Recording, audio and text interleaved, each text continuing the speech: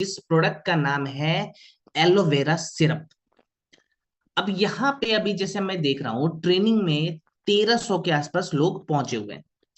अब मैं आप लोगों से एक सवाल पूछता हूँ, कितने लोगों ने, ये 1300 में से कितने लोगों ने एलोवेरा का नाम सुना है?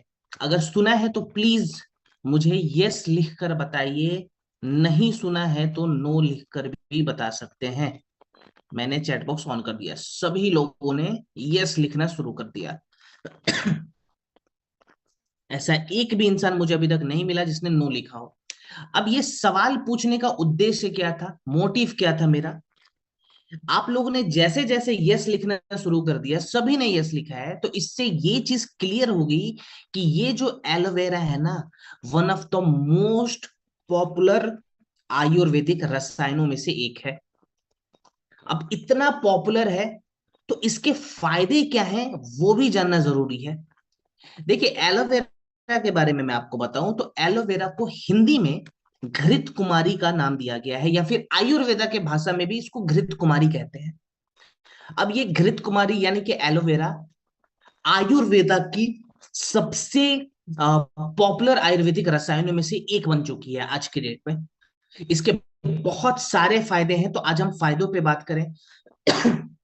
तो देखिए, एलोवेरा एक ऐसी आयुर्वेदिक रसायन है जो कि हमारे शरीर में सबसे आसानी से पच जाती है। अगर आपसे कोई पूछे कि वो कौन सी आयुर्वेदिक रसायन है जो कि हमारे शरीर में बिल्कुल पानी के जैसे पच जाए, तो आपको सीधा सीधा बोलना है एलोवेरा, माने घृत कुमारी। पचने में सबसे आसान, बहुत ही हल्की आयुर्वेदिक रसायन है, लेकिन बहुत पावरफुल है। अब इसके कुछ और अभी बड़े बड़े फायदों पे हम बात करें, तो एलोवेरा के अंदर कुछ ऐसे कंपाउंड्स होते हैं जो कि हमारे शरीर के पित्त दोष को मैनेज कर देते हैं। माने जिनके शरीर में पित्त का प्रभाव बहुत ज्यादा रहता है, अगर हमारे शरीर में पित्त का प्रभाव बहुत ज्यादा रहेगा, तो आप मान के चलिए कि हमारा जो बॉडी है ना, उसके अंदर जो डाइजेस्टिव सिस्टम होते हैं, वहां पे समस्या बहुत ज्यादा बढ़ जाएगी, अगर पित्त बहुत ज्यादा बढ़ा हुआ रहेगा तो। अब पित्त को ये मैनेज करता है। दूसरा इसका फायदा क्या है, तो दूसरा फायदा मैं आपको बता दूं, एलोवेरा के अंदर कुछ ऐसी प्रॉपर्टीज होती है जो हमारे शरीर के रस धातु और रक्त धातु को मजबूत कर देती है। रस धातु और रक्त धातु ये होता क्या है, तो मैं आपको बताऊं। तो देखिए दोस्तों, हमारा जो शरीर है ना, एक इंसान का जो शरीर होता है ना, वो 7 प्रकार के धातुओं को जोड़ के बना हुआ रहता है। इंसान का शरीर कितने प्रकार के धातुओं को जोड़कर बना हुआ है? 7 प्रकार के धातुओं को जोड़कर बना है। अब ये सप्त धातु से ही हमारे शरीर का निर्माण हुआ है। ये सप्त धातु कौन कौन से हैं, मैं आपको नाम लेके खाली बता रहा हूं। कल के सेशन में, माने चौथे सेशन में, हम डिटेल में इनको समझेंगे। पहला धातु आता है रस धातु, जिसको हम प्लाज्मा कहते हैं। फिर आता है रक्त धातु, जिसको हम ब्लड कहते हैं। फिर आता है मेद धातु, जिसको हम हेल्दी फैट कहते हैं। फिर आता है ममसा धातु, जो हमारे शरीर के मसल्स हैं, मांसपेशी हैं। फिर आता है अस्थि धातु, जो हमारे शरीर की हड्डियां हैं। फिर आता है मज्जा धातु, जो हमारे शरीर के बोन मैरो है, जिसका रिलेशन हमारे शरीर के नर्वस सिस्टम के साथ भी है। और सातवां हमारा जो आखिरी धातु है, इसको हम कहते हैं शुक्र धातु, जो कि फर्टिलिटी के लिए बहुत ज्यादा इंपॉर्टेंट है। महिलाओं में ओवम और पुरुषों में स्पर्म, जिसको हम कहते हैं। तो ये जो एलोवेरा है ना, हमारे शरीर के रस धातु यानी कि प्लाज्मा, रक्त धातु यानी कि ब्लड को मजबूत करता है। इसके अलावा मैं बताऊं, तो इसके अंदर आपको एक नहीं, 5 नहीं, 10 नहीं, 20 नहीं, 75 से ज्यादा एक्टिव न्यूट्रिएंट्स पाए जाते हैं। एक सिंगल आयुर्वेदिक रसायन जिसके अंदर आपको 75 से ज्यादा एक्टिव न्यूट्रिएंट्स मिल रहे हैं। सोचिए इसकी, इसके फायदे कितने ज्यादा हैं। इसके अंदर आपको भर भर के विटामिन सी की मात्रा मिल जाएगी। अब विटामिन सी अगर इसके अंदर है, तो आप मान के चलिए आपकी पाचन की शक्ति अच्छी हो जाएगी। आपके आंखों की जो प्रॉब्लम रह रही है, वहां पे बहुत अच्छा सपोर्ट मिलेगा। आपके बाल अगर समय से पहले सफेद हो रहे हैं, ग्रे पाते हैं, वहां पे विटामिन सी का बहुत अच्छा रोल देखा गया है। हमारे चेहरों में जो ब्राइटनेस की कमी हो जाती है, निखार कम हो जाता है, तो ये हमारे चेहरे के निखार को भी बढ़ाता है बिकॉज ऑफ विटामिन सी। इसके अलावा इसके अंदर आपको विटामिन ई की मात्रा मिलेगी, रेटिनॉल की मात्रा मिलेगी। तो जिनके स्किन समय से पहले ढीले हो जाते हैं ना, जिनको झुर्रियों की समस्या आ रही है, रिंकल्स बहुत ज्यादा आ रहे हैं, छाई की समस्या आती है, वैसे व्यक्तियों के शरीर में विटामिन ई और रेटिनॉल को बढ़ाना बहुत जरूरी है, जो कि हम एलोवेरा के माध्यम से बढ़ा सकते हैं।